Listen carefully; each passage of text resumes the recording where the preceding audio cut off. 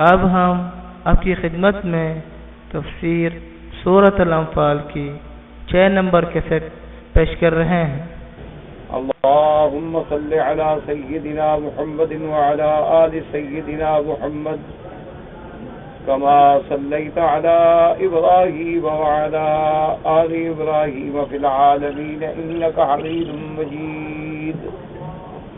قال الله تبارك وتعالى في كلامه المجيد: أعوذ بالله من الشيطان الرجيم، بسم الله الرحمن الرحيم۔ إنما المؤمنون الذين إذا ذكر الله وجلت قلوبهم وإذا تليت عليهم آياته زادتهم إيمانا وعلى ربهم يتوكلون۔ الذين يقيمون الصلاة ومما رزقناهم ينفقون، أولئك هم المؤمنون حقا، لهم درجات عند ربهم ومغفرة ورزق کریم۔ سورۃ الانفال کی ان آیات مبارکہ میں اللہ تبارک و تعالی نے ایمان والوں کی صفات کا ذکر فرمایا ہے۔ جیسا کہ سابقہ آیات میں آپ پڑھ چکے ہیں کہ غزوہ بدر کے موقع پر صحابہ میں کچھ اختلاف پیدا ہوا، جو ایک فطری اختلاف کہ سب سے پہلا جہاد تھا، پہلا غزوہ تھا، اور غزوہ بدر کے موقع پر جب جنگ اپنے اختتام کو پہنچی تو صحابہ کی 3 جماعتیں ہو گئیں۔ ایک جماعت نے کفار کا تعاقب کیا، ان کے پیچھے گئے اور ان کو بہت دور تک تعاقب کرتے کرتے مکے کی طرف دھکیلا، اور ایک جماعت جو تھی وہ سرکار دو عالم صلی اللہ علیہ وسلم کی حفاظت پر کھڑی رہی، اور ایک جماعت جو تھی انہوں نے مال غنیمت جمع کرنا شروع کیا۔ تو بعد میں فطرتاً ایک سوال ان کے دلوں میں پیدا ہو گیا کہ جن لوگوں نے مال جمع کیا تھا انہوں نے کہا ہم نے جمع کیا ہے، اس میں کسی اور کا حصہ نہیں ہے، اور جنہوں نے کفار کا تعاقب کیا تھا انہوں نے کہا اللہ کے بندے ہم جنگ میں بھی شریک تھے اور پھر ہم دشمنوں کو بھگانے کے لیے ان کا تعاقب کرتے رہے، ورنہ ہم بھی تو جمع کر سکتے تھے۔ اور جن لوگوں نے سرکار دو جہاں صلی اللہ علیہ وسلم کی حفاظت کا کام کیا انہوں نے کہا کہ ہم نے تو اصل تو حضور صلی اللہ علیہ وسلم کی حفاظت مقصود ہے، تو ہم نے حضور صلی اللہ علیہ وسلم کے دفاع پر سب کو ترجیح دی کہ حضور کی حفاظت کی جائے، ورنہ ہم تو بدر میں موجود تھے، ہم بھی مال غنیمت جمع کر سکتے۔ تو اس پر اللہ تبارک و تعالی نے انفال کی یہ آیات نازل فرما دی کہ یسألونک عن الانفال قل الانفال للہ والرسول، کے کیوں اس بات پہ تم پوچھتے ہو اور جھگڑتے ہو؟ جو یہ مال ہے، انفال ہے، غنائم ہے، یہ سب اصل ملک اللہ کا، اور اس کے بعد اس کی تقسیم کے مالک جو ہیں وہ محمد رسول اللہ صلی اللہ علیہ وعلا آلہ واصحابہ وسلم۔ تو لہذا آپ اللہ کا ڈر پیدا کریں اور اپنے درمیان میں اصلاح احوال کریں، اور ہر حال میں اللہ اور اللہ کے رسول کی اطاعت کریں۔ یہ مال کے بارے میں جھگڑا جو ہے تمہاری شایان شان نہیں۔ ان آیات کے بعد جو آج ہم نے آج کے سبق میں آیات تلاوت کی ہیں، اس میں اللہ تبارک و تعالی نے ایمان والوں کی صفات کا ذکر فرمایا۔ فرمایا انما المؤمنون الذين اذا ذكر الله وجلت قلوبهم واذا تليت عليهم آياته زادتهم ایمانا وعلى ربهم يتوكلون۔ اللہ تبارک و تعالی نے فوراً ایمان والوں کی صفتوں کا ذکر فرمایا۔ یہاں دیکھیں کہ اللہ نے فرمایا کہ مومن وہ ہیں، انما حصر کے لیے کہ ایمان والے تو وہ ہیں الذین اذا ذکر اللہ، جب اللہ کا نام یاد دلایا جائے، جیسے پچھلی آیت میں حکم دیا گیا تھا اطیعوا اللہ ورسول، اللہ کی اطاعت کرو، اللہ کے رسول کی۔ تو مومن کی تو صفت ہی ہے کہ جب اللہ کا ذکر آتا ہے وجلت قلوبہم، وجلت کا معنی ہے کہ ان کے دل جو ہے ڈر جاتے ہیں، ان کے دل جو ہیں وہ دہل جاتے ہیں۔ لیکن ایک بات یاد رکھیں کہ خوف میں اور وجل، یہاں لفظ خوف نہیں آیا، لفظ آیا وجل، کہ وجلت قلوبہم۔ تو اس لیے مفسرین رحمت اللہ علیہ فرماتے ہیں کہ اس خوف کا معنی یہ ہے کہ مومن کے دل میں اللہ کے ذکر سے ایک ہیبت پیدا ہوتی ہے، اللہ کی ایک عظمت پیدا ہوتی ہے، اور وہ عظمت ایسی ہوتی ہے کہ مومن کانپ جاتا ہے۔ اور ایک ہوتا ہے ڈر پیدا ہونا۔ اب ڈر جو ہے یاد رکھیں، جیسے قرآن کئی مقام پہ لفظ استعمال کرتا ہے یخافون ربہم، اللہ سے ڈرنے والے ہیں، اور کئی مقام پہ اللہ نے قرآن میں فرمایا یخشون ربہم، یخشون خشیت سے مادہ اس کا خشیت ہے، جیسے انما یخش اللہ من عبادہ العلماء، کہ اللہ سے ڈرنے والے جو ہیں اللہ کے بندوں میں سے وہ علماء ہوتے ہیں، سب سے زیادہ اللہ کی خشیت والے جو ہیں وہ علماء ہوتے ہیں۔ تو اب اگر دیکھا جائے تو لفظ واجلہ، خافا، خاشیہ ایک مترادف معنی میں استعمال ہو رہے ہیں، یعنی ایک ہی معنی ہے ڈر، لیکن دونوں میں بہت بڑا فرق ہے جو محققین نے، مفسرین کرام نے فرمایا ہے۔ انہوں نے فرمایا کہ ایک ڈر ہوتا ہے مثلا دشمن کا ڈر ہے، کہ آدمی دشمن کو دیکھتا ہے تو لازمی بات ہے ہر آدمی ڈر جاتا، جیسے کہ موسیٰ علیہ السلام نے جب سانپ کو دیکھا تو ڈر گئے، تو موسیٰ علیہ السلام کے دل میں خوف آیا کہ یہ تو سانپ ہے، اور سانپ انسان کا دشمن ہے، اور یہ کہیں اتنا بڑا سانپ مجھے نقصان نہ پہنچائے۔ تو اللہ نے فرمایا خذھا ولا تخف، موسیٰ علیہ السلام اٹھاؤ اپنی لکڑی، ڈرو نہیں، کیونکہ وہاں لفظ خوف ہے کہ موسیٰ علیہ السلام کو اس دشمن سے ڈر آیا۔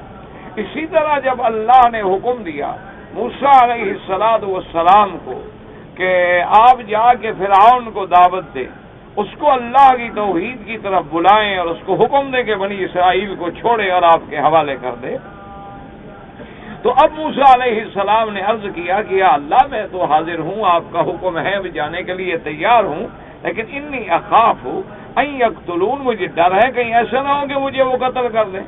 ان کا ایک بندہ جو تھا قبطی، وہ میرے ہاتھ سے مر گیا، آپ جانتے ہیں، میں نے اس کو تھپڑ مارا، وہ مر گیا۔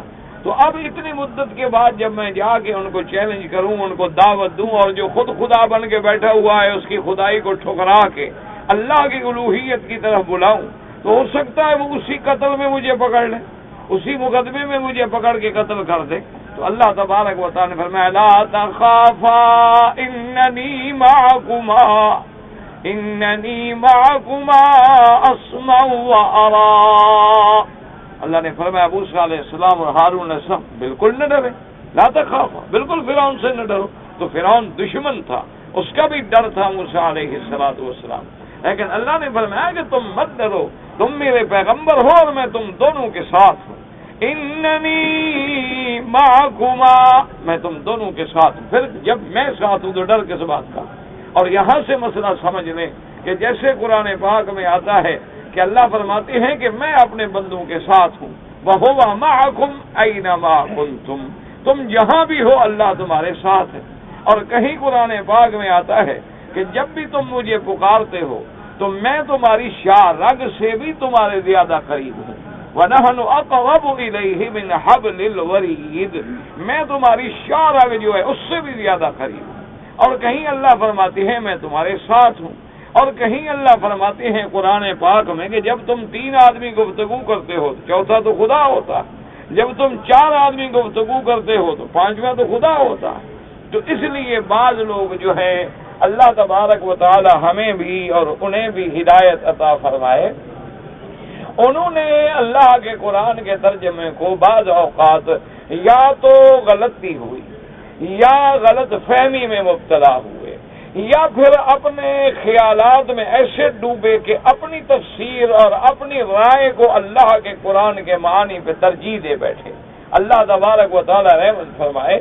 تو بہت سارے لوگ اسی لفظ سے بھی گمراہی میں پڑ گئے، جیسے بہت سارے روافض ہیں انہوں نے کہا کہ اللہ کے ساتھ ہونے کا معنی یہ ہے کہ اللہ کبھی کبھی کسی بندے میں حلول کر جاتے ہیں، جیسے حضرت علی میں خود اللہ حلول کر گئے اور حضرت علی اب خود جو ہے وہ مولا بن گئے۔ جیسے کہ آپ نے بھی عام سنا ہوگا، لوگ کہہ دیتے ہیں نا، جو منصور کہہ رہا تھا کہ ان الحق، وہ کہہ رہے ہوئے تھے نہیں، منصور تو نہیں کہہ رہا تھا، اللہ اندر بول رہے تھے، تو گویا نعوذ باللہ اللہ حلول کر گئے بندے میں، یہ تو کفر ہے، یہ صراحتاً کفر ہے، اور اس کے کفر اور شرک ہونے میں تو کسی کو شبہ بھی نہیں ہو سکتا۔ اللہ کے ساتھ ہونے کا معنی یہ نہیں ہوتا، جیسے ہمارے ہاں بھی بعض بیچارے جو ہیں جہل کی وجہ سے، یا بعض بیچارے جو ہیں اپنے عشق میں غلو کی وجہ سے کہہ دیتے ہیں کہ جی ظاہر میں تو ہمارا مرشد ہے لیکن باطن میں تو خود ہے، باطن میں تو یہ خود خدا ہے۔ اسی طرح ایک فرقہ پیدا ہو گیا ہما اوست کا، انہوں نے بھی اس بات میں یہ تاثر دیا کہ اللہ ہر کسی کے اندر ہے۔ انہوں نے کہا جی بس آپ خود ہیں، بس کبھی وہ کسی شکل میں ہوتا ہے، کبھی خدا کسی شکل میں ہوتا ہے، کبھی خدا کسی بندے کے اندر ہوتا ہے، کبھی خدا کسی شکل میں ہوتا ہے، اور بندے کا دل جو ہے وہ اللہ کا ڈیرا ہے اور اللہ کا مسکن ہے اور اللہ میں اندر داخل ہو کے بیٹھے ہوئے ہیں۔ تو یہ سارے عقیدے جو ہیں کفر اور شرک ہے۔ یاد رکھو، معیت کا معنی یہ نہیں ہوتا کہ اللہ نے فرمایا کہ میں تمہارے ساتھ ہوں، کا کیا معنی ہے کہ نعوذ باللہ اللہ کسی بندے کے اندر حلول فرماتے ہیں، یہ تو عقیدہ کفریہ ہے۔ تو معیت کا معنی کیا ہوتا ہے کہ ہر چیز اللہ کے علم کے اندر ہے، اور جو چیز علم میں ہو وہ قریب ہوتی ہے، اور جو چیز علم میں نہ ہو وہ بعید ہوتی ہے۔ اس کی مثال سمجھیں کہ بعض اوقات ایسا بھی ہوتا ہے کہ اب دیکھو میں پڑھ رہا ہوں، مثلا پڑھتے پڑھتے آدمی تھک جاتا ہے تو یوں کر دیتا ہے اینک، اچھا حالانکہ کتنا اینک قریب ہے لیکن علم نہیں ہوتا، کہتا پتہ نہیں اینک میں نے کہاں رکھ لی، چونکہ علم نہیں تو ڈھونڈ رہا ہے حالانکہ وہ قریب ہے۔ اگر علم ہو تو دور والی چیز بھی قریب ہوتی ہے۔ بندہ بندہ ہے اور خدا کا مقام تو عرش اعلیٰ ہے، جیسا اس کی شان کو زیبا ہے، اس کی جلالت شان کے مطابق جیسے اس کی شان کو زیبا ہے، بغیر کسی تمثیل کے، بغیر کسی تکییف اور بغیر کسی تشبیہ کے۔ لیکن معیت کا کیا معنی ہوتا ہے؟ معیت علم، کہ ہر چیز میرے علم میں ہے۔ جب ہر چیز میرے علم میں ہے تو کوئی کسی کو نقصان کیسے پہنچا سکے؟ اسی لیے قرآن نے خود ترجمہ کر دیا، قال لا تخافا اننی معکما، ڈرو نہیں میں تمہارے ساتھ ہوں۔ کیسے ساتھ ہوں؟ اسمع و ارا، میں ہر چیز سن بھی رہا ہوں اور دیکھ بھی رہا ہوں، تو ہر چیز تو میرے سامنے ہے۔ تو پھر اگر فرعون تمہیں کوئی نقصان پہنچا، میں جو دیکھنے والا موجود ہوں، میں جو سننے والا موجود ہوں۔ تو معیت کا معنی جو ہے یہ ہوتا ہے۔ جیسے کہ موسیٰ علیہ السلام کو پھر جب فرعون کا لشکر پیچھے آیا اور قوم نے کہا کہ حضرت اب ہم کہاں جائیں، آگے دریا ہے اور پیچھے فوج ہے، تو ان پر میں قال ان معی ربی سیہدین، میرا رب میرے ساتھ ہے۔ تو ساتھ ہونے کا معنی نعوذ باللہ یہ نہیں ہوتا کہ اللہ بندے میں آ جاتے ہیں یا بندہ خدا بن جاتا ہے، یا نعوذ باللہ خدا کسی میں حلول کر جاتا ہے پھر وہ علی سے مولا بن جاتا ہے، مولا علی ہو جاتا ہے۔ یہ نہیں، معنی یہ ہے میرے ساتھ ہے کہ ہر چیز اس کے علم میں ہے، میری ہر کیفیت کو وہ دیکھ رہے۔ اسی لیے جب سیدنا ابراہیم الخلیل علیہ السلام آپ کو منجنیق میں بٹھایا گیا آگ میں ڈالنے کے لیے، تو بڑا تفصیلی واقعہ، سب فرشتے آئے۔ آپ نے فرمایا کہ نہیں، پہاڑوں کے فرشتے آئے، بادلوں کے فرشتے آئے، دریاؤں کے فرشتے، حکم تو دیں آپ۔ تمہاری کوئی ضرورت نہیں۔ اللہ والے کسی فرشتوں سے مدد نہیں مانگا کرتے، اللہ والے غیر کی طرف کبھی توجہ ہی نہیں کرتے ہیں، وہ نفع نقصان کا مالک صرف اپنے اللہ کی ذات کو سمجھتے۔ آخر میں حضرت جبریل علیہ السلام آئے، انہوں نے کہا یہ حضرت ابراہیم علیہ السلام چلو تم آپ، ہم بھی تو اللہ کے حکم سے آئے ہیں، ورنہ کوئی فرشتہ اللہ کے حکم کے بغیر تو نہیں آ سکتا آپ کے پاس، لیکن آپ مدد لینا نہیں چاہتے تو اللہ سے تو مانگو۔ اللہ سے مانگنا تو منع نہیں ہے نا، بھی مصیبت میں، دکھ میں، تکلیف میں آدمی اللہ سے تو مانگتا ہے نا۔ آپ اس وقت جس حالت میں ہیں تو اپنی کیفیت کے اظہار کے لیے اللہ سے درخواست کریں۔ تو مفسرین نے لکھا ہے، روایات کتب سابقہ ہے، الذی لا نصدق ولا نکذب، اللہ اعلم ان کی صحت کے بارے میں ہم نہ تصدیق کر سکتے ہیں نہ تکذیب کر سکتے ہیں۔ تو حضرت ابراہیم علیہ السلام مسکرائے اور فرمایا کہ جبرائیل مجھے یہ بتاؤ کہ یہ جو سب کچھ ہو رہا ہے، آگ جلائی گئی، اتنے بڑے الاؤ روشن کیے گئے، اتنا بڑا مجھے جلانے کا انتظام ہو رہا ہے، منجنیق بنائی گئی، کبھی آگ کے قریب جا کے کیسے دھکا دیں گے ہم، دور سے کھینچ کے ڈال دیں گے، یہ سب اللہ جانتا ہے یا نہیں جانتا؟ تو جبریل علیہ السلام نے کہا بالکل اللہ تو جانتے ہیں، اللہ کے آگے تو کوئی چیز چھپی ہوئی نہیں، ہر چیز اللہ کے علم ہے۔ تو فرمایا جب جانتے ہیں تو پھر جاننے والے سے کیا مانگنا ہے؟ وہ جان تو رہے ہیں، وہ دیکھ رہے ہیں، اگر وہ ہمیں جلانے پہ راضی ہے تو خلیل جلنے پہ راضی ہے، بس ٹھیک ہے، اللہ کا جو بھی فیصلہ ہے ہم اس پہ راضی ہیں۔ تو جب میں راضی برضائے جلیل ہوں تو پھر کہہ کے احسان جتلانے کی کیا بات ہے کہ جناب آپ کے لیے جل رہا ہوں، آپ کی توحید کے لیے جل رہا ہوں، آپ کے نام کے لیے جو اللہ جانتے ہیں تو سب چیز اس کے علم میں۔ تو یاد رکھیں کہ معیت کا معنی ہوتا ہے معیت علم، یا معیت کا معنی ہوتا ہے معیت نصرت، کہ اللہ کی مدد ہمارے ساتھ ہے۔ جیسے کہ سرکار دو جہاں سیدنا محمد الرسول اللہ صلی اللہ علیہ وسلم جب غار ثور میں تھے اور سیدنا ابو بکر صدیق ساتھ تھے اور دشمن بالکل پہاڑ کے اوپر آ گئے، حضرت صدیق فرماتے ہیں کہ اگر وہ یوں دیکھ لیتے نا بدبخت تو ہم نے دیکھ لیتے، کیونکہ سوراخ تھا، جیسے ہم دیکھ رہے تھے وہ بھی تو اسی سوراخ سے دیکھ سکتے تھے۔ تو حضرت صدیق گھبرائے تو حضور صلی اللہ علیہ وسلم نے فرمایا، جس کو اللہ نے قرآن میں ذکر فرمایا ہے، آپ نے فرمایا کہ لا تحزن ان اللہ معنا۔ صدیق کیوں غم کرتے ہو، کیوں حزن کرتے ہو؟ اللہ جو ہمارے ساتھ ہے، اللہ ہم دونوں کے ساتھ ہے، تو جب اللہ ہمارے ساتھ ہے ہمیں کیا ڈر ہے دشمنوں سے؟ اس لیے ہمیشہ یاد رکھیں کہ معیت کا معنی یہ ہوتا ہے کہ ہر چیز اللہ کے علم میں ہے۔ احاط بکل شیء علما، تمام چیزوں کو اللہ کے علم نے محیط کیا ہے، احاطے میں لیا ہوا ہے۔ تو جب اللہ کے آگے کوئی چیز چھپی ہوئی نہیں ہے، ہر چیز دیکھ رہے ہیں، ہر چیز سن رہے ہیں، ہر چیز جانتے ہیں، تو کوئی چیز اس سے بعید نہیں ہوتی، اس لیے ہمیشہ یاد رکھیں۔ تو اب سمجھیں کہ ایک لفظ ہو گیا ڈرنے کا، تو ایک ڈر ہے دشمن کا، اور ایک ڈر ہوتا ہے، مثلا دیکھیں اسکول میں ہم بچے پڑھتے ہیں، شرارتیں کر رہے ہوتے، استاد آتا ہے تو سب ایسے بن کے بیٹھ جاتے ہیں جیسے ماشاءاللہ ابھی حضرت خضر سے مل کے آئے ہوں، حالانکہ 2 منٹ پہلے جناب وہ پورا مدرسے کو الٹ پلٹ کیے ہوئے ہوتے ہیں، ماشاءاللہ کتابیں ایک دوسرے کو مار رہے ہیں اور جناب شرارتیں کر رہے ہیں اور پرچے الٹ ڈالیں گے۔ طالب تو طالب ہوتا ہے نا ماشاءاللہ، اور استاد بجوں آئے تو فوراً ماشاءاللہ بالکل جی کتاب کھول کے معلوم ہوگا، اور کہیں سے کھول لیں گے، حالانکہ نہ وہ سبق ہوگا نہ وہ جگہ ہوگی، کسی جگہ سے کتاب کھول کے استاد کو تاثر دیں گے کہ ہم تو بڑے بادب ہیں، مطالعے میں لگے ہوئے تھے ماشاءاللہ۔ تو وجہ کیا ہے؟ استاد کا احترام ہوتا ہے، ورنہ استاد کوئی اتنا بڑا طاقتور تو نہیں ہوتا، کبھی کبھی کمزور استاد ہوتے ہیں۔ حضرت شیخ الہند رحمۃ اللہ علیہ کے بارے میں علماء نے لکھا اتنے کمزور تھے کہ بندہ کندھے پہ اٹھا کے 2 میل چلا جائے۔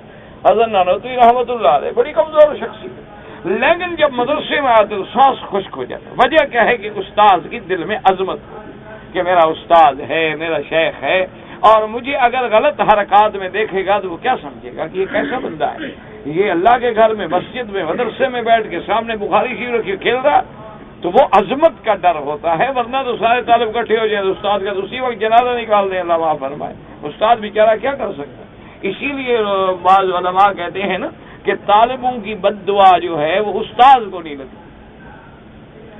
تو ہم استادوں سے کہتے ہیں کہ حضرت کیا وجہ؟ انہوں نے کہا طالبوں کی بد دعا لگتی تو استاد سارے مر گئے ہوتے مدت کے، کہ وہ تو روز بد دعا کرتے ہیں، خدا کرے آج بیمار ہو جائے، مجھے چھٹی مل جائے، آج مدرسہ بند ہو، آج استاد خدا کرے یار آج تو خدا کرے استاد کو نظرہ ہو جائے، جب جان چھوڑے 1 دن کی چھٹی تو مل جائے گی نا۔ تو اس لیے اللہ تبارک و تعالیٰ چونکہ جانتے ہیں تو ان کی دعا نہیں سنتے، ورنہ تو سارے طالب بیمار ہو جائے۔ تو اس لیے یاد رکھو، ایک خوف ہوتا ہے دشمن کا، ایک خوف ہوتا ہے دوست کا، اس کی ہیبت ہے۔ آپ دیکھتے ہیں نا کبھی کوئی آپ کا استاد آ جائے، شیخ آ جائے، بزرگ آ جائے، عالم آ جائے، ہر آدمی چپ ہو جاتا ہے، معلوم ہوتا ہے کہ آواز بھی نہیں ہے، ہزاروں آدمیوں کا مجمع ہوتا ہے لیکن آواز تک نہیں معلوم ہوتی۔ تو اس لیے اللہ کی عظمت و ہیبت ہوتی ہے اللہ والوں کے دل میں، کہ جب اللہ کا ذکر آتا ہے تو ان کے دل میں ہیبت آ جاتی ہے، ان کے دل میں اللہ کی عظمت آ جاتی ہے، اللہ کا جلال آ جاتا ہے۔ تو اس لیے وہاں لفظ استعمال ہوتا ہے خشیت کا، استعمال ہوتا ہے وجلا، اور کبھی کبھی لفظ ہوتا ہے خوف کا۔ تو وہاں خوف کا معنی علماء فرماتے ہیں کہ اللہ کے عذاب سے ڈر جاتے ہیں، کہ اگر ہم نے نافرمانی کی، اگر ہم نے اللہ کے احکام کی تعمیل نہ کی تو اللہ عذاب میں پکڑ لیں گے، تو اللہ کے عذاب سے دہشت ہوتی ہے۔ اور یہاں چونکہ براہ راست لفظ ہے اللہ کے ذکر سے، تو یہ ڈر جو ہے یہ عظمت و ہیبت کا ڈر ہے۔ اس لیے حضرت اکرمہ جب اللہ کا قرآن تلاوت فرماتے، آپ 2 آیتیں پڑھتے، بسم اللہ الرحمن الرحیم، 2 آیتیں پوری پڑھتے اور بے ہوش ہو جاتے۔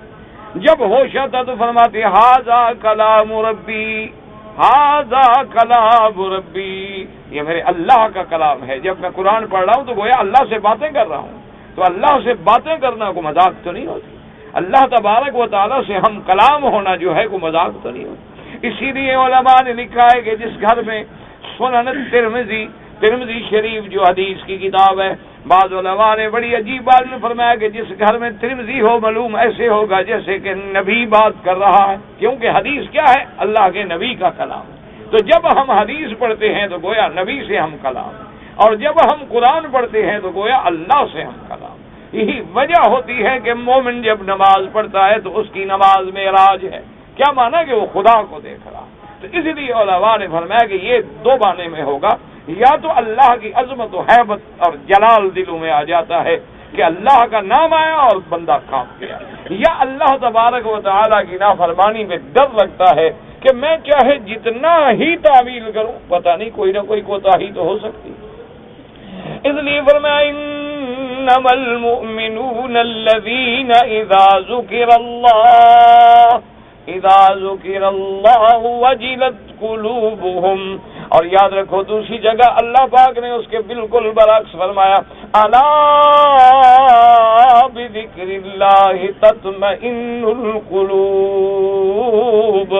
اللہ نے فرمایا کہ اگر سکون قلب ڈھونڈنا چاہتے ہو تو وہ دواؤں میں نہیں ملے گا، وہ ڈاکٹروں سے نہیں ملے گا، وہ ٹرنکلائزر گولیوں میں نہیں ملے گا، وہ سلیپنگ پل کھانے میں نہیں ملے گا، وہ تمہیں کسی نشے میں نہیں ملے گا۔ اللہ کے ذکر کے نشے میں آ جاؤ، الا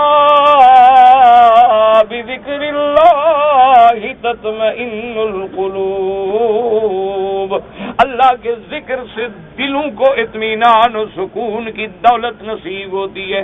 اس لیے دیکھیں کہ جو صحیح معنی میں اللہ والے ہیں ان کا دل مطمئن ہوتا ہے، وہ اللہ کے فیصلے پہ راضی برضا ہوتے ہیں کہ اللہ کا جو بھی فیصلہ ہے وہ برحق ہے، اللہ کی جو بھی قضا ہے وہ برحق ہے۔ اللہ نے ہمیں امیر بنایا ہے، غریب بنایا ہے، صحت دی ہے، تندرستی دی ہے۔ اس لیے علماء لکھتے ہیں، محدثین لکھتے ہیں کہ خدا اگر تمہیں غریب بنائے تو شکر کرو کہ اسی میں کوئی حکمت ہے، اگر اللہ نے تمہیں بیمار کر دیا ہے تو سمجھو اس میں بھی اس کی کوئی حکمت ہے، کیونکہ اللہ اپنے بندوں پہ کبھی ظلم نہیں فرماتے۔ اللہ تبارک و تعالیٰ تو رحمان و رحیم ہے۔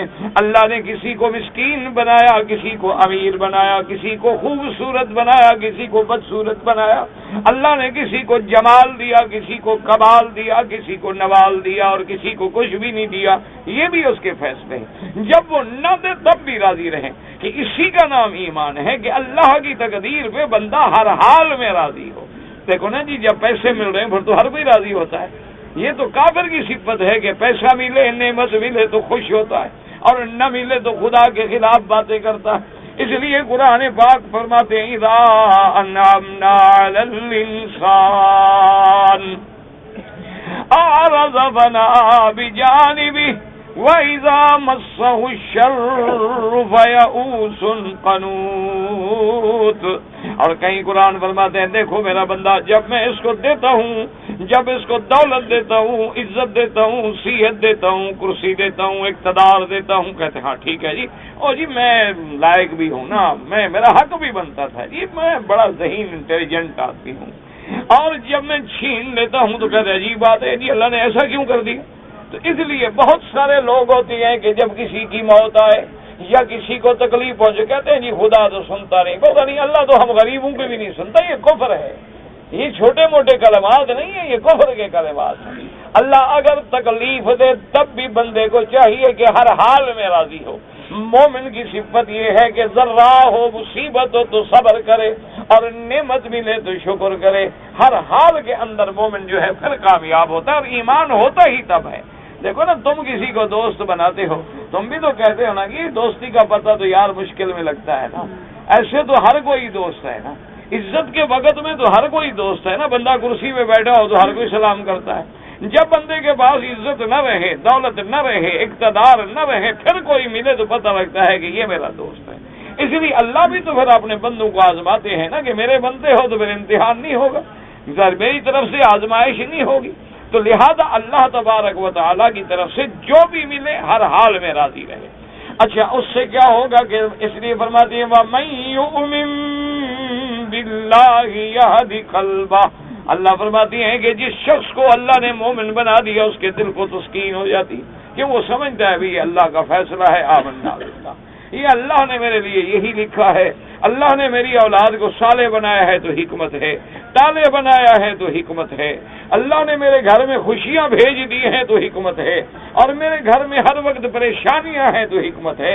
بلکہ حضرت عمر رضی اللہ تعالی عنہ فرماتے تھے ابتلینا بالضراء فصبرنا ثم ابتلینا بالسراء فلم نصبر، آپ فرماتے تھے کہ پہلے اللہ نے ہمارا امتحان لیا مشقتوں سے، غربت سے، فاقے سے، کافروں کی مار ہے، کھانے کو کچھ نہیں ملتا، جان بچانا مشکل ہے، اس امتحان میں تو ہم کامیاب ہو گئے۔ اب اللہ نے ہمیں پیسہ دے دیا ہے، مال دے دیا ہے، ملک فتح ہو گئے، اموال غنیمت کے ڈھیر لگ گئے، اسلام 22 لاکھ مربع پہ پھیل گیا، فرمایا اس امتحان میں کامیاب ہوتا ہوا نظر نہیں آتا، ہو سکتا ہے اس میں ہم فیل ہو جائیں۔ تو جب اللہ بہت نعمتیں دے، یہ بڑا امتحان ہوتا ہے، اس کا معنی یہ ہوتا ہے کہ وہ آدمی خوش نہ ہو اور ڈرے اور اللہ کے آگے زیادہ جھکے کہ اتنا جو مجھے دیا جا رہا ہے، میں الٹ کام کرتا ہوں سیدھا ہو جاتا ہے، میں غلط کرتا ہوں سیدھا ہو جاتا ہے، اور کل میری حالت جو تھی میں مثلا 1 لاکھ کا مالک تھا، آج میں 1 کروڑ کا مالک ہوں، اس کا معنی یہ ہے کہ اور زیادہ آزمائشیں آ رہی ہیں، اور زیادہ امتحان۔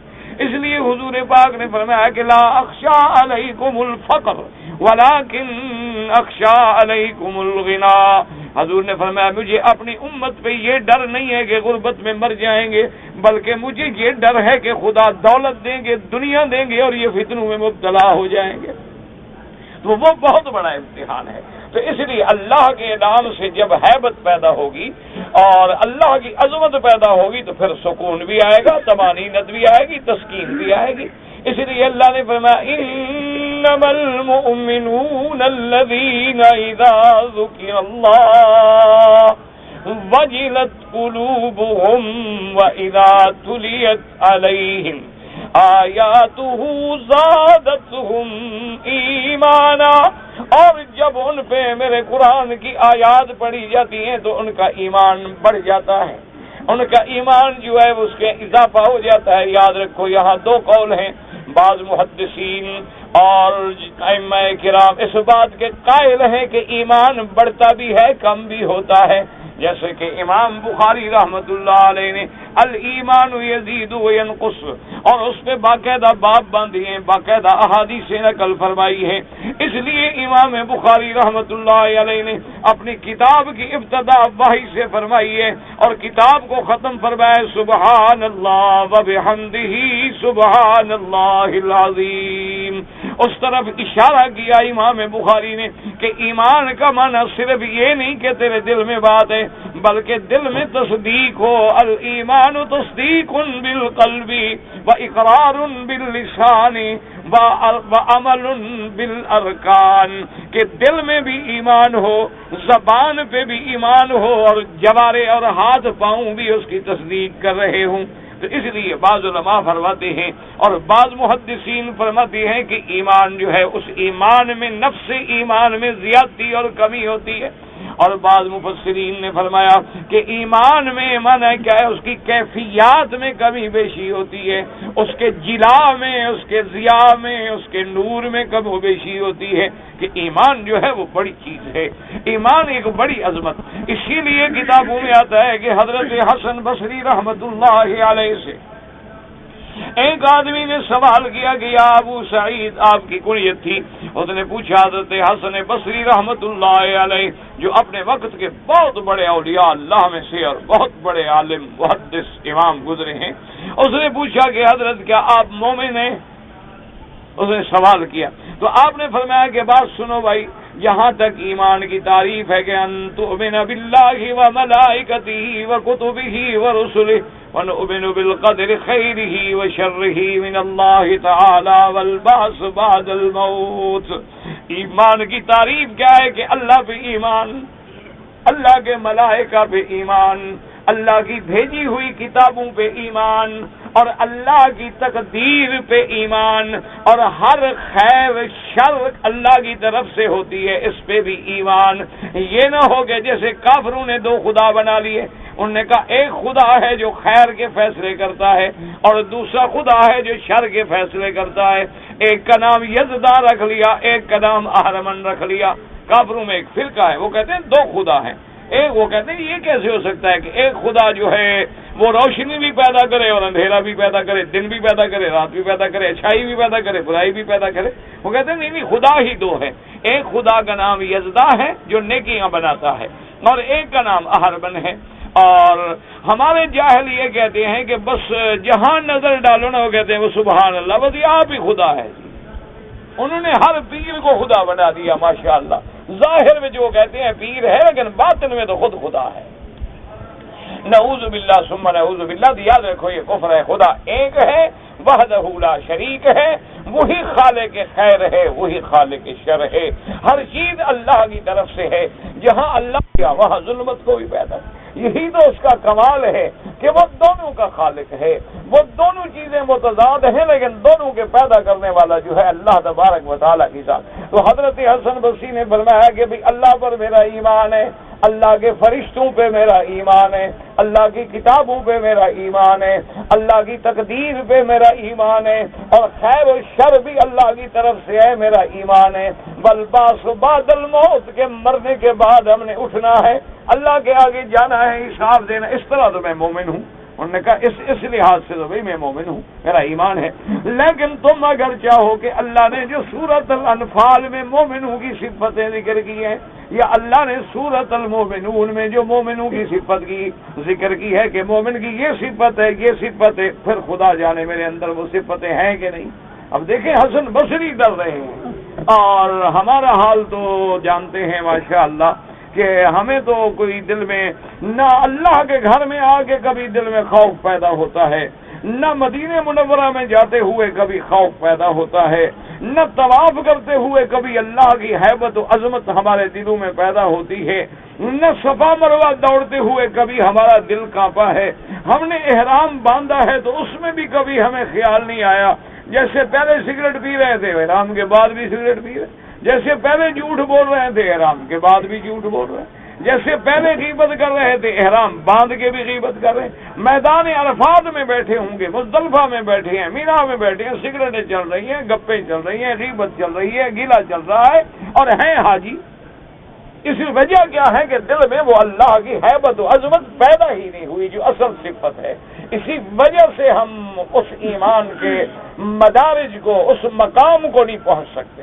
اس لیے فرمایا وَإِذَا تُلِيَتْ عَلَيْهِمْ آيَاتُهُ، جب اللہ کا قرآن پڑھا جاتا ہے تو زَادَتْهُمْ ایمانا، اللہ تبارک و تعالیٰ کے قرآن کی آیات سننے کے بعد، اور بعض محدثین نے فرمایا کہ ایک آیت نازل ہوئی، صحابہ ایمان لے آئے، پھر دوسرا حکم نازل ہوا، پھر تیسرا حکم نازل ہوا، جو قرآن نازل ہوتا گیا ایمان بڑھتا گیا۔ اس لیے بعض علماء نے فرمایا کہ حقیقتاً ایمان بڑھتا ہے، اور بعض علماء فرماتے ہیں کہ اس کی کیفیات، اس کا جلا، اس کا نور جو ہے وہ، کیونکہ ایمان جو ہے یہ سب سے بڑا نور ہے۔ اس لیے قرآن نے کئی مقام پہ فرمایا اللہ ولی الذین آمنوا یخرجہم من الظلمات الی النور، اللہ پاک مومنوں کے دوست ہیں جو ان کو اندھیروں سے نکالتے ہیں۔ کون سے اندھیرے؟ یاد رکھو شرک کے اندھیرے۔ اب دیکھیں کتنے پڑھے لکھے لوگ ہیں لیکن قبروں پہ ہاتھ باندھ کے کھڑے ہیں، اندھیرے میں پڑے ہوئے ہیں نا، مسئلہ سمجھ نہیں آ رہا۔ اللہ کو بھی سجدہ کر رہے ہیں، قبر پہ بھی سجدہ کر رہے ہیں، اللہ کے گھر کا بھی طواف کر رہے ہیں، قبر پہ بھی طواف کر رہے ہیں، ملتزم پہ کھڑے ہو کے خدا سے بھی مانگ رہے ہیں، مرشد اور پیر اور شیخ سے بھی مانگ رہے ہیں۔ وجہ کہ اندھیرے میں بھٹک رہے ہیں، اندھیرے میں بندے کو پتہ نہیں لگتا، اور روشنی ہو جائے تو پتہ لگتا ہے یہ کعبہ ہے، یہ باب عمرہ ہے، وہ باب سلام ہے، ہر چیز نظر آ رہی۔ تو جب اللہ نور ایمان دے دیتا ہے تو اس کو توحید اور شرک کے درمیان فرق سمجھ آ جاتا ہے، سنت و بدعت کے درمیان میں فرق سمجھ آ جاتا ہے، حق و باطل کے درمیان میں فرق سمجھ آ جاتا ہے۔ اور جب قرآن پڑھا جاتا ہے دوسرے مقام پہ اللہ تبارک و تعالی نے فرمایا کہ میرے مومنوں کی صفت ایسی ہے کہ جب قرآن پڑھتے ہیں یا سنتے تقشعر منہ جلود الذین یخشون ربہم، ان کے بال، ان کے بدن کے بال رونگٹے کھڑے ہو جاتے ہیں اللہ تبارک و تعالیٰ کی ہیبت سے، اللہ تبارک و تعالیٰ کی عظمت سے اور اللہ تبارک و تعالیٰ کے ذکر سے۔ اس لیے قرآن کہتا ہے کہ ہر حال میں ذکر کرو۔ اس لیے حدیث پاک میں آیا، ایک صحابی میرے مدنی سرکار رحمت دو جہاں سیدنا محمد الرسول اللہ صلی اللہ علیہ وسلم، جب حضور کا نام آئے تو فوراً کہا کریں صلی اللہ علیہ وسلم۔ پہلے تو آدمی درود شریف پڑھے، اگر درود شریف نہیں پڑھ سکتا مکمل تو کم از کم اتنا مختصر تو پڑھ لے کہ صلی اللہ علیہ وسلم۔ سرکار دو عالم صلی اللہ علیہ وسلم کی خدمت میں ایک صحابی آیا، اس نے کہا حضور اسلام میں تو بہت کام ہے، مجھے کوئی ایسا کام سمجھا دیں کہ بس جس کے کرنے سے میرے سارے مسئلے حل ہو جائیں، نجات ہو جائے، میں کامیاب ہو جاؤں۔ حضور نے فرمایا اگر یہ پوچھتے ہو تو پھر اللہ کا ذکر کرو۔ ذکر جو ہے یہ اتنی بڑی نعمت ہے۔ ایک صحابی نے پوچھا کہ حضور جہاد سے بھی ذکر افضل ہے؟ فرمایا جہاد سے بھی افضل ہے۔ جہاد کرتے کرتے تیری تلوار ٹوٹ جائے، جہاد کرتے کرتے تیرا بدن خون سے بھر جائے، لیکن پھر بھی اللہ کا ذکر افضل ہے۔ کیوں؟ اللہ کا ذکر ہوگا تو جہاد ہوگا، جن کو اللہ کا ذکر ہی نہیں ہے دل میں تو جہاد کیسے ہوگا؟ اس لیے حضور پاک نے فرمایا کہ لا یزال لسانک رطبا بذکر اللہ، تیری زبان پہ ہر وقت اللہ کا ذکر ہو۔ یا ایھا الذین آمنوا اذکروا اللہ ذکرا کثیرا، ہر حال میں اللہ کا ذکر کریں اور بہت کریں۔ یعنی ہر عبادت کی ایک حد ہے، ذکر کی کوئی حد نہیں۔ نمازیں 5 ہیں، حج زندگی میں ایک ہے، رمضان کے روزے پورے سال میں 1 مہینہ، لیکن ذکر کا کوئی کنارہ ہی نہیں ہے کہ ہر حال میں ذکر ہو۔ اس لیے ہمیشہ یاد رکھیں کہ ذکر سری کریں، جاری کریں، اکیلے کریں، جماعت میں کریں، ہر حال میں اللہ کا ذکر کریں کہ ذکر سے بڑی چیز کوئی نہیں۔ اور اتنی بڑی شان ہے، فرمایا فاذکرونی اذکرکم، تم مجھے یاد کرو، میرا ذکر کرو تو میں تمہارا ذکر کرتا ہوں۔ اور اللہ پاک فرماتے ہیں میرے بندے جب تو اکیلا مجھے یاد کرتا ہے تو میں بھی تجھے اکیلا یاد کرتا ہوں، اور جب تو مجھے جماعت میں یاد کرتا ہے میں تمہیں ملائکہ کی جماعت میں یاد کرتا ہوں۔ اس لیے ہر حال میں اور یاد رکھیں کہ وضو ہو تو افضل ہے، وضو نہ ہو تب بھی ذکر منع کوئی نہیں۔ یہ نہیں ہے کہ ذکر کے لیے ہر حال میں وضو نہیں ہے تب بھی ذکر کریں۔ حتیٰ کہ علماء نے لکھا ہے کہ عورت حالت حیض میں ہے، نفاس میں ہے، اللہ کا ذکر کر سکتی ہے اس حال میں بھی۔ انہوں نے لکھا کہ اگر آدمی جنابت کی حالت میں ہے اس حال میں بھی اللہ کا ذکر کر سکتا ہے، لیکن افضل یہ ہے کہ جتنا پاک ہوگا، جتنا صاف ہوگا، جتنا لباس پاک ہوگا، جگہ پاک ہوگی، اتنے ذکر کے ثمرات زیادہ مرتب ہوں۔ تو یہ مومن کی صفت ہے کہ اللہ کا ذکر آئے تو دل میں اللہ کی عظمت و ہیبت پیدا ہو جائے۔ وَإِذَا تُلِيَتْ عَلَيْهِمْ آيَاتُهُ، اور جب اللہ کا قرآن پڑھا جائے تو اس کا ایمان بڑھ جائے۔ اور تیسری صفت کیا ہے؟ وَعَلَىٰ رَبِّهِمْ يَتَوَكَّلُونَ، اللہ نے فرمایا مومن جو ہیں وہ صرف اللہ پہ بھروسہ کرتے ہیں، اللہ پہ آسرا کرتے ہیں، اللہ پہ توکل کرتے ہیں۔ مومن کی صفت یہ ہے۔ مسلمانوں جب قرآن پڑھو تو اس کو ذرا اپنے دل پہ حساب کیا کرو کہ اللہ نے جو صفت لکھی ہے کہ اللہ کا ذکر آئے تو میں ڈر جاتا ہوں، تو کیا تمہارے دل میں بھی ڈر پیدا ہوتا ہے؟ بعض علماء نے فرمایا کہ اس کی مثال ایسی ہے کہ کوئی بندہ خدا نہ کرے گناہ کرنے لگا، لیکن اللہ کا ذکر آیا تو ڈر گیا اور گناہ کو چھوڑ دیا کہ میں کیسے کروں۔ اللہ دی یہ بھی ایک اللہ تبارک و تعالیٰ کے ذکر سے جو ہیبت پیدا ہوتی ہے، عظمت۔ اسی لیے صحیح حدیث سے مبارک میں ہے کہ 3 آدمی غار میں پھنس گئے، غار کے دروازے پہ پتھر گر گیا، آپ نکل نہیں سکتے۔ سب نے اپنے اپنے اعمال کو یاد کیا کہ کوئی نیک عمل ہو تو یاد کریں اور اس کے ذریعے اللہ سے دعا مانگیں۔ تو ان میں ایک آدمی ایسا تھا جس نے کہا کہ یا اللہ تو جانتا ہے کہ میں اپنے جوانی میں، اپنے اس شباب کے دور میں، میرے محلے میں ایک لڑکی تھی بڑی خوبصورت اور بڑی جمال والی، اور میرے دل میں شیطان نے اس کے لیے برائی ڈال دی، اور میں نے ہر ممکن کوشش کی، ہر ممکن زور لگایا، لیکن وہ لڑکی بھی ماشاءاللہ کردار والی بچی تھی، اس نے میری بات نہ سنی، وہ ٹالتی رہی اور بچ گئی مجھ سے۔ ایک دن وہ کہتے ہیں کہ میرا مولا تو جانتا ہے، میں گھر میں بیٹھا تھا کہ اس لڑکی نے کنڈی کھٹکھٹائی، میں نے دروازہ کھولا تو میں دیکھ کے حیران ہو گیا کہ یہ تو وہی لڑکی ہے جس کے پیچھے میں اتنے عرصے سے ذلیل ہو رہا ہوں، پھر رہا ہوں، بھاگ رہا ہوں، میری بات نہیں سنتی، آج میرے دروازے پہ خود آ گئی۔ میں نے کہا کیا بات؟ اس نے کہا دیکھو تم نے ہمیشہ میرے ملنے کی خواہش کی ہے اور میں نے ہمیشہ تمہیں ٹھکرایا ہے، آج ہمارے گھر میں فاقے کی وجہ سے، غربت کی وجہ سے ایسے حال میں ہم پہنچ گئے ہیں، میں مجبور ہو کر اپنی عزت کا سودا کرنے کے لیے آئی ہوں، اگر تم مجھے 60 درہم دے دو تو میں اپنی عزت دے سکتی ہوں۔ تو میں نے کہا ٹھیک ہے، میں تو اسی تمنا میں مدتوں سے پھر رہا ہوں، تم نے میری بات ہی نہیں سنی۔ تو اس نے کہا کہ میں اس کو لے کے کمرے میں چلا گیا، جب کمرہ بند کر دیا، کوئی بندہ نہیں، بالکل اطمینان ہے، اور جب میں نے اس کے کپڑے اتار رونے لگ گئی، تو میں نے کہا کیوں روتی کیوں؟ اس نے کہا بات یہ ہے کہ میں نے کبھی زندگی میں کسی غیر مرد کا بدن نہیں دیکھا، کبھی میں نے گناہ نہیں کیا، آج میری بھوک نے مجھے مجبور کر دیا ہے۔ کہتے بس میرے دل میں اسی وقت اللہ کا ڈر پیدا ہوا، میں نے کہا یہ لو 60 درہم بھی دے دو، اور آج کے بعد میری بھی زنا سے توبہ، آج کے بعد میں بھی کبھی گناہ نہیں کروں گا۔ تو میرا مولا اگر واقعی میں تم سے ڈر گیا تھا تو پتھر کا دروازہ جو ہے غار کا کھل جائے، دروازہ کھل گیا غار کا۔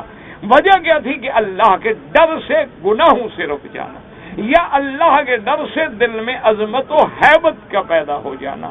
یعنی آپ اندازہ فرمائیں کہ جب آدمی اللہ کے گھر کا طواف کرتا ہے، مرد ہے یا عورت ہے، کیا اس کے دل میں کبھی یہ خیال نہیں آیا کہ یہ وہ مقام ہے جہاں انبیاء نے طواف کیا ہے؟ کبھی آپ کا پاؤں کانپا ہے؟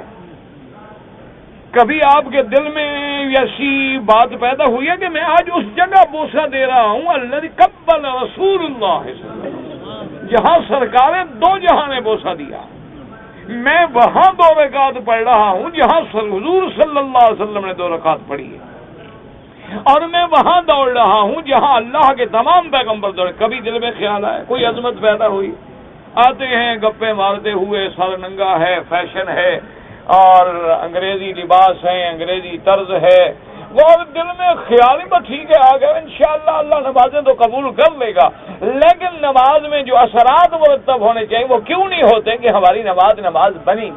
اس لیے اللہ تبارک و تعالی نے فرمایا کہ یہ ہے مومنوں کی صفتیں، وَإِذَا تُلِيَتْ عَلَيْهِمْ آيَاتُهُ زَادَتْهُمْ إِيمَانًا وَعَلَى رَبِّهِمْ يَتَوَكَّلُونَ، اور ہر حال میں اپنے رب پہ توکل کرتے ہیں۔ کیا معنی؟ یاد رکھو حضور صلی اللہ علیہ وسلم کی تین باتیں میرے محبوب کی یاد رکھ لو، ساری زندگی گمراہی سے بچ جاؤ گے۔ حضور کی 3 باتیں صرف یاد کر لیں۔ اچھا، خدا کی شان ہے، اس آیت میں مومنوں کی بھی 3 صفتوں کا ذکر ہے، اور میرے مدنی کے بھی فرمان میں 3 صفتوں کا ذکر ہے، اور اسی آیت میں اللہ نے بدلے میں بھی 3 چیزوں کا ذکر فرمایا ہے۔ لَهُمْ دَرَجَاتٌ عِندَ رَبِّهِمْ وَمَغْفِرَةٌ وَرِزْقٌ کریم۔ اب 3 چیزیں جو میرے محبوب نے فرمائی ہیں، سب اسی کو یاد کر لیں تو کبھی انشاءاللہ گمراہ نہیں ہوگے، کبھی شرک نہیں کرو گے۔ حضور نے فرمایا اذا سألت فاسأل من اللہ، کہ جب مانگنا ہو تو کس سے مانگو؟ ہاں جی اللہ سے، لیکن 5 تن دا صدقہ اس طرح مانگنا، کیونکہ اس کے بغیر اللہ نہیں سنتے۔ کیا خیال ہے؟ اور پھر عقیدہ ثابت کیسے کرتے ہیں؟ کہتے ہیں جی وہابی پاگل ہو گئے ہیں، وزیر کو ملنا ہو تو مشیر کا ملنا ضروری ہے، جج کو ملنا ہو تو جناب ریڈر کا ملنا ضروری ہے، اور بادشاہ کو ملنا ہو تو درمیان میں دربان کا ملنا ضروری ہے۔ یہ کہتے ہیں خدا کو براہ راست ملو، یہ سارے راستے ختم کر دیتے ہیں درمیان کے۔ لوگ بیٹھے ہیں کہتے ہیں ماشاء یہ بات تو ٹھیک ہے، دیکھو کیا اور بیان تم ایک تھندار کو نہیں مل سکتے جب تک سپاہی سے نہ ملو، تم ایک مجسٹریٹ کو نہیں مل سکتے جب تک چپراسی کو نہ ملو، تم ایک مولوی کو نہیں مل سکتے جب تک اس کے دروازے پہ جا کے پہلے جناب اس کے خلیفے کو نہ ملو، اس کے طالب کو نہ ملو، تو یہ بھی تو بھابھیوں کا دماغ خراب ہو گیا۔ لیکن یاد رکھو کہ جب بندہ اللہ کے ملنے کو کسی بادشاہ کے ملنے سے مثال دیتا ہے تو مثال دیتے ہوئے کافر ہو جاتا ہے۔ مسئلہ سمجھ آیا کہ نہیں سمجھ آیا؟ کیوں اللہ کی کیا صفت ہے؟ لیس کمثلہ شیء، اس کی کوئی مثال ہے یا نہیں؟ نہیں ہے، تو یہ مثال جو دے رہا ہے تو کیا ہوا؟ وہ تو مثال دیتے ہوئے کافر بن گیا، تو بے مثل ہے، اس کی کیا مثال؟ اور پھر اللہ فرماتا ہے بدبخت ان کے واسطے ڈھونڈے جاتی ہیں جو نہ سنتے ہوں، میں تو پکار رہا ہوں کہ مجھے پکارو، میں تو کہہ رہا ہوں ادعونی استجب لکم، مانگو مجھ سے، میں تو آخری رات میں عرش سے آسمان دنیا پہ تشریف لاتا ہوں جیسے اس کی شان کو زیبا ہے۔ اللہ فرماتے ہیں حل من سائل، ہے کوئی مانگنے والا؟ پر تم مانگنے والے نہ بنو تو پھر تو ہماری بدقسمتی۔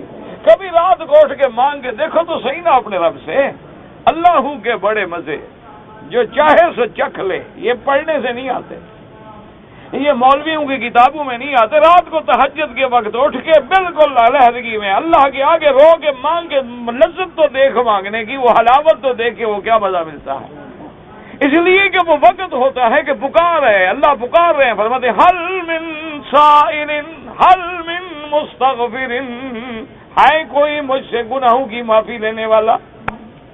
اور یاد رکھو جب بندہ بڑا گناہگار ہو کے خدا کے دروازے پہ گرتا ہے تو اللہ فرماتے ہیں ملائکہ علم عبدی ان لہ رب یغفر الذنوب، اللہ فرماتے ہیں ملائکہ دیکھو میرا بندہ 70 سال زنا میں، شراب میں، گناہ میں، شرک میں، قبر پرستی میں مبتلا رہا ہے اور آج میرے دروازے پہ گر گیا ہے، میرے بندے کو پتہ لگ گیا ہے کہ میرا بھی کوئی بخشنے والا ہے، گواہ ہو جاؤ میں نے معاف کر دیا ہے سارے گناہ۔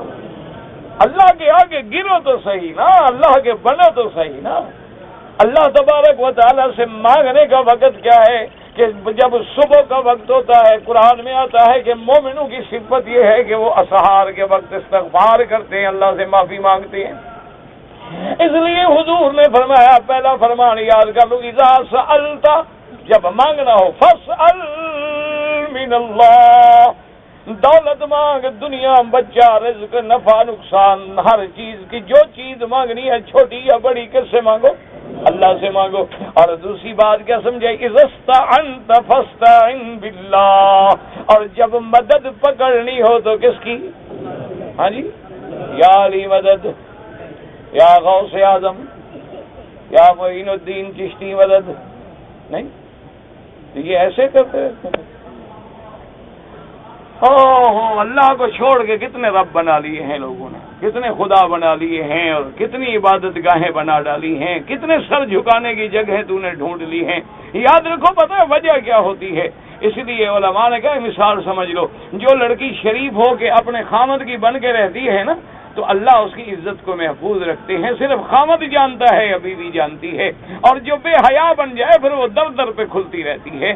اسی طرح جب آدمی مشرک بن جاتا ہے وہ بھی ہر دروازے پہ دھکے کھاتا ہے۔ اللہ فرماتا ہے ایک دروازہ تو نے چھوڑا ہے میں تمہیں در در پہ ذلیل کر دوں، کبھی تو زندوں کے آگے جھکے گا، کبھی قبروں کے آگے جھکے گا، کبھی تو مردوں کے آگے جھکے گا، کبھی تو جانوروں کے آگے جھکے گا، کبھی تو بادلوں کے آگے جھکے گا، کبھی سورج کے آگے جھکے گا، کبھی چاند کے آگے جھکے گا، کہیں سنڈے منائے گا، کہیں منڈے منائے گا۔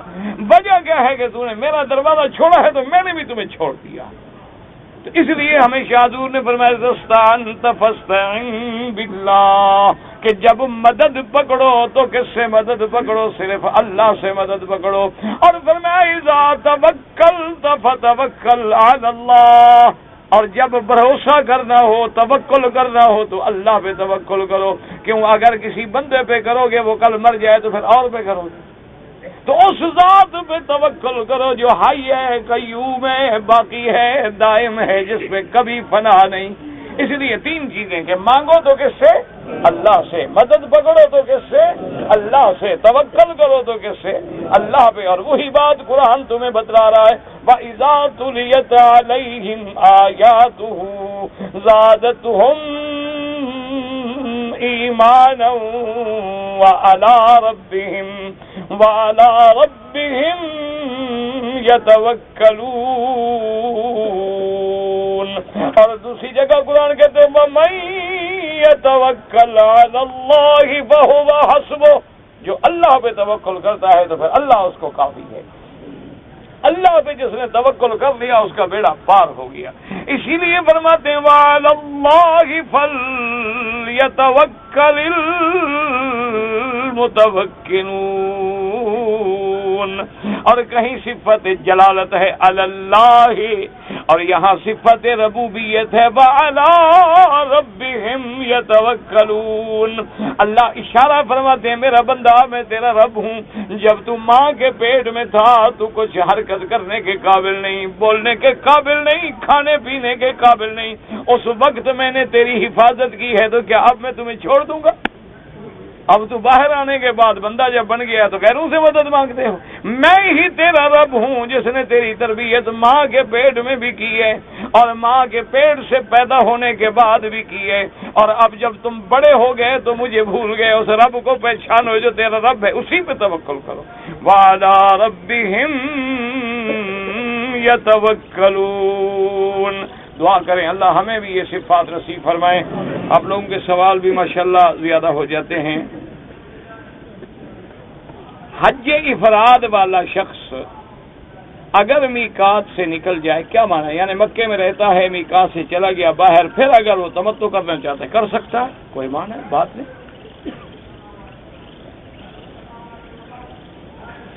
مدینہ منورہ گیا اور واپس آیا اور بغیر احرام کے آیا, اور آیا بھی عمرے کے لیے تھا تو اس کو عمرہ بھی کرنا ہوگا اور ایک بکری دم بھی دینی ہوگی کہ مدینہ منورہ میقات ہے, وہاں سے بغیر احرام کے نہیں آ سکتا. کراچی پر ایک عورت نے احرام باندھا تھا اور سیٹ نہ ملی اور احرام کھول دیا. پہلے تو عورت کا کوئی احرام ہوتا ہی نہیں, یہ جہالت ہے. وہ جو کپڑا باندھتی ہے سر پہ سمجھتی ہے احرام ہے, کوئی نہیں, کوئی کپڑے باندھنے کی ضرورت نہیں ہوتی. عورت جس لباس میں ہے اس نے بس نیت کرنی ہے لبیک بعمرۃ لبیک اللہم لبیک لبیک لا شریک لک لبیک. اگر اس نے نیت کر لی تھی اور لبیک پڑھ لیا تھا تو پھر وہ عمرہ نہیں چھوڑ سکتی جب تک کہ دم نہ دے. اور اگر صرف ایسے سر پہ رومال باندھا تھا, ابھی نہ 2 رکعت پڑھی, نہ نیت کی, نہ لبیک پڑھا اور پتہ لگا کہ سیٹ نہیں ملی تو کوئی حرج نہیں. بہرحال اگر احرام باندھ لو, اور یہ نہیں ہوتا مذاق کہ جب چاہو احرام باندھ لو جب چاہو کھول کے پھینک دو, جی سیٹ نہیں ملی اچھا پھر باندھ لیں گے, ایک مذاق نہیں ہوتی. احرام جب باندھ لیا جائے تو جب تک آدمی ایک بکری دم ادا نہ کرے اور بال نہ کٹائے احرام سے نہیں نکل سکتا. جیسے کہ میرے آقا سرکار دو عالم صلی اللہ علیہ وسلم جب تشریف لے آئے عمرے کے لیے, کافروں نے روک دیا تو حضور نے باقاعدہ حلق بھی فرمایا اور جانور بھی ذبح کیا اور واپس مدینے گئے اور پھر عمرۃ القضاء کیا. یہ نہیں ہوتا کہ جب مرضی آئے تم چھوڑ دو. دم احسار کا معنی یہی ہوتا ہے کہ کسی وجہ سے آدمی روک دیا گیا تو اب کیا کرے گا, دم دے گا. یا بعض محدثین یہ فرماتے ہیں کہ وہ احرام باندھتے ہوئے نیت کر لے کہ یا اللہ میرا محل وہی ہوگا جہاں تو مجھے روک دے, اور اگر روک گیا تو پھر اس کو وہ بکری سے بچ سکتا ہے. لیکن یہ کون جانتا ہے ہر بات. اچھا, میں بیر علی سے احرام باندھ کے آیا, خانہ کعبہ میں طواف تو میں نے کیا, صفا بھی نہیں دوڑا, سر بھی نہیں مڑایا ماشاءاللہ, تو باقی کیا کیا تم نے؟ بہرحال اب سر بھی مڑاؤ اور ایک بکری دم بھی ادا کرو, اور اگر بکری کے پیسے نہیں ہیں 10 روزے رکھ لو. اگر ایک آدمی رفع یدین کرتا ہے کوئی حرج نہیں, ہم تو کبھی انکار نہیں کرتے. یہ میرے بھائی یاد رکھو, یہ مسائل جو ہیں یہ اعلیٰ, اولا, افضل, غیر افضل, مستحبات کے مسائل ہیں. یہ ایسے مسائل نہیں کہ آدمی ان پہ لڑے اور ایک دوسرے کو کافر کہے اور ایک دوسرے سے جھگڑے کرے. یہ جھگڑا وہ کرتے ہیں جن کو اللہ نے علم سے محروم کیا ہوتا ہے. اور ائمہ اربعہ کی شان میں کوتاہی وہ کرتے ہیں جن کے مقدر میں بدبختی لکھی ہوئی ہوتی ہے، ورنہ ائمہ کی شان میں بھی کوتاہی نہیں ہوگی، صحابہ کی شان میں بھی کوتاہی نہیں ہوگی، اور جو جو چیزیں حدیث سے ثابت ہیں آمنا باللہ و رسولہ صلی اللہ علیہ وسلم، اور جو نہیں کرتے ان کے پاس بھی حدیث رسول اللہ ہے، لہذا کوئی جھگڑا نہ کیا کریں، جو کرتا ہے اس سے لڑیں نہیں، اور جو نہیں کرتا اس سے بھی جھگڑا نہ کریں۔ اگر ایک آدمی نے رمضان المبارک میں اپنی بیوی کو بوسہ دیا اور اسی وقت شہوت سے منی خارج ہو گئی تو روزہ قضا کرنا پڑے گا، بس صرف روزہ قضا ہوگا، کفارہ نہیں۔ اگر عید الفطر کا فطرانہ جو ہے مسافر ہے اس کو ادا کرنا ہے، ہاں جی تو سارے مسافر ہو جو مکے میں آئے ہوئے ہو، تو آپ فطرانے سے بچنے کے لیے تمہیں سفر یاد آ گیا ہے۔ 40 سال زندگی گزاری ہے اور کوئی اچھا کام نہیں کیا، تو یہی تمہارا سوچ جو ہے یہ بڑا اچھا کام ہے نا کہ تمہیں اپنی غلطیوں کا فکر پیدا ہو گیا ہے، اللہ سے توبہ کرو، عمرہ کر لے، اس سے بڑا اچھا کام ہے کوئی دنیا میں، اور آئندہ کے لیے برے کام نہ کرو، اچھے کاموں پہ لگے رہو۔ پاکستان میں عید 1-2 دن بعد میں ہوتی ہے، تو جب وقت کا فرق ہے، مطلع کا فرق ہے، تو فرق تو ہوگا نا۔ دیکھیں نا ابھی یہ مثلاً یہاں 7 ہیں تو پاکستان میں 9 بج گئے، 2 گھنٹے کا فرق ہے، تو مہینے میں کتنا فرق جا کے پڑے گا؟ تو لازمی بات ہے مطالعے کا فرق ہے، اور ہر ملک کو یہ چاہیے کہ سوموا لرؤیتکم وافطروا لرؤیتکم، اپنے ملک کی رؤیت کے مطابق رمضان شروع کریں اور چاند دیکھ کے عید کریں۔ جو آدمی مشرک ہے اس کے پیچھے نماز ہوتی ہے، جب مسلمان ہی نہیں رہا تو نماز کیسی؟ مشرک تو کافر ہو گیا، مشرک ہو گیا، پر نماز کیا مطلب؟ ایسے کو امام بناؤ گے تو پھر اللہ معاف کرے۔ دوران نماز امام ابو حنیفہ رحمۃ اللہ علیہ فرماتے ہیں کہ سجدے کی جگہ پہ نظر رکھے، کیونکہ عبادت جو ہے یہ بندگی ہے، عاجزی ہے، تذلل ہے۔ اور امام شافعی رحمۃ اللہ علیہ کے نزدیک ایک قول ہے کہ اگر کعبہ سامنے ہو تو کعبے کو بھی دیکھ سکتا ہے، وہ بھی یہ کہتے ہیں کہ سجدے بھی جگہ، یعنی اگر دیکھے تو دیکھ سکتا ہے۔ کوئی آدمی 4-5 مہینے کے لیے یہی ہے، وہ کسی کے لیے عمرہ کرے اگر کسی نے وصیت کی ہے کہ میرا عمرہ کرو، ورنہ اپنے کرو اور دعا مانگو بس۔ اگر آدمی کو دم آ گیا تو نقد ریال دے نہیں، ایک بکری ذبح کرنا ضروری ہے، کسی بندے کو وکیل بنا دو، بکری لے کے ذبح کر دے، غریبوں میں تقسیم کر دے۔ اگر میں نے احرام کی حالت میں بھول کے سر پہ چادر ڈال لی، کچھ بھی نہیں ہوتا۔ جس آدمی نے ابھی عمرہ کر لیا ہے ان پہ حج فرض ہو گیا، نہیں ہوا، وہ بالکل واپس جا سکتے ہیں، اور یہاں اسلامی ملک ہے، اس کے قانون کو کبھی نہیں توڑنا چاہیے۔ یہ سب بہانے ہوتے ہیں کہ بھئی عمرہ کر لیا تو حج فرض ہو گیا۔ اگر ہم نے باجماعت نماز پڑھ رہے ہیں تو احناف کے نزدیک مقتدی کو امام کے پیچھے فاتحہ نہیں پڑھنی، امام شافعی رحمۃ اللہ علیہ کے نزدیک مقتدی کو فاتحہ پڑھنی ہے۔ حج بدل کا کیا طریقہ ہے؟ جیسے تم اپنا حج کرتے ہو، بس نیت دوسرے آدمی کی طرف سے ہوگی، جو بھی کام کرو گے نیت یہ ہوگی کہ فلاں کی طرف سے ہے۔ حضور صلی اللہ علیہ وسلم کا جب نکاح ہوا بی بی عائشہ کے ساتھ، مشہور روایت تو یہی ہے کہ آپ کی عمر 9 سال تھی، لیکن بعض کتابیں کہتی ہیں کہ نہیں، اس سے عمر مبارک زیادہ تھی۔ بہرحال یہ ہے کہ من ادرک الرکوع فقد ادرک الرکعہ، یہ حدیث ہے، باقی بحث کرنا جو ہے وہ علماء کا کام ہے۔ امام بخاری نے کتاب الحیل میں بعض الناس سے کون مراد لی ہیں؟ جب امام بخاری سے ملاقات ہوگی جنت میں تو پوچھ لیں گے انشاءاللہ۔ اگر کوئی شخص کسی رشوت خور سے قرض لے کے آیا عمرہ کرنے کے لیے، اس نے تو قرض لیا ہے نا، اس نے تو رشوت نہیں کھائی نا، اس کا عمرہ تو انشاءاللہ قبول ہے، جا کے پیسے دفع کرے، اس کو گناہ اس پہ ہے جس بدبخت نے رشوت کھا دی ہے، وہ ملعون ہے۔ اگر ایک عورت نے اسلام آباد سے احرام باندھا، راستے میں حیض ہو گیا، اپنے گھر میں رہے، کپڑے کھول دیا، کوئی بات نہیں، لیکن پاک ہونے کے بعد غسل کر کے، طواف کر کے، صفا دوڑ کے، بال کٹا لیے، عمرہ پورا ہو گیا۔ لیکن اگر اس نے بالکل پھر کچھ نہیں کیا تو ایک بکری دم بھی پڑ گئی اور عمرہ بھی قضا کر۔ اگر ایک آدمی مسجد حرام میں سویا ہوا ہو اور احتلام ہو جائے، کچھ بھی نہیں، کوئی گناہ نہیں، اس کے بس میں ہے، جا کے غسل کرے بس۔ اگر ایک آدمی مکے میں رہتا ہے اور گھر سے احرام باندھ کے عمرہ کرے، نہیں، حد حرم سے باہر جانا ضروری ہے، کیونکہ عمرہ ہو یا حج ہو، ہل بھی ہو، حرم بھی ہو۔ جو لوگ دمام یا کویت کی طرف سے آتے ہیں ان کا میقات جدہ نہیں ہے، ان کا میقات راستے میں ہے، وہ باقاعدہ جہاد والے بتا دیتے ہیں۔ اگر آدمی طواف میں جب عمرہ کر رہا ہے، پہلے 3 چکروں میں کندھا نکالنا سنت ہے، بعد میں کپڑا کندھے پہ ڈال لے، بالکل ٹھیک ہے۔ یہ جو ہمارے جب نیت کرتے ہیں وہاں سے جو کندھا نکالتے ہیں آخر تک نکالے رکھتے ہیں تو ناجائز ہے، اپنی نمازوں کو بھی خراب کرتے ہیں۔ اگر ہم مکے شہر کی حدود میں نمازیں پڑھیں گے تو جہاں بھی پڑھیں گے 1 لاکھ ملے گا، مسجد میں پڑھیں گے تو انشاءاللہ 25 لاکھ ملے گا، اور یہاں پڑھیں گے تو انشاءاللہ 27 لاکھ ملے گا۔ اور بلکہ دعا تو یہ کرو کہ 1 نماز بھی قبول ہو گئی تو بس رحمت ہو جائے۔ طواف اپنے لیے کریں اور باقی کے لیے دعا کیا کریں۔ پہلے مسجد کے لیے صحن تھا اور وہاں لوگ نماز پڑھتے تھے، اب اس صحن میں کوئی جگہ بنا دی گئی جوتے وغیرہ رکھنے کے لیے۔ بہرحال یہ ہے کہ اگر وہ مسجد کے اندر شامل تھا تو مسجد کے حکم میں رہے گا۔ اگر پہلے بھی باہر ایک صحن تھا، کبھی رش ہو گیا تو لوگ کھڑے ہو جاتے تھے، جیسے سڑکوں پہ بھی تو ہم کھڑے ہو جاتے ہیں، بازار میں بھی تو ہم کھڑے ہو جاتے ہیں۔ یہ تو بنانے والوں کی نیت پہ ہے کہ اس کو مسجد میں شامل رکھا تھا تو مسجد کے حکم میں رہے گا، تبدیل نہیں ہو سکتا۔ بہرحال جتنی قرآن میں دعائیں موجود ہیں آپ نے دیکھا ہوگا یا نہ دیکھا ہو تو دیکھ لیں کہ ربنا آتنا، ربنا ظلمنا، ربنا اغفر لنا، ربنا لا تؤاخذنا، سب میں سیدھی اللہ سے دعا مانگنے کا حکم ہے، کسی جگہ درمیان میں کسی کا حوالہ نہیں۔ ہم پاکستان سے عمرے کے لیے آئے، جدے میں اپنے عزیز کے پاس چند گھنٹے رہے، اگر بوقت سفر نیت جدے کی تھی پھر تو دم نہیں پڑے گا، نیت عمرے کی تھی تو دم پڑ گیا۔ تم عمرے پہ رہتے، اب عزیز کا بہانہ کیوں بنا رہے ہو؟ پاکستان میں 30 روزے ہوئے ہیں، یہاں بھی 30 روزے، آپ کا 1 روزہ کم ہے، آپ روزہ پورا کریں، کھلی بات ہے۔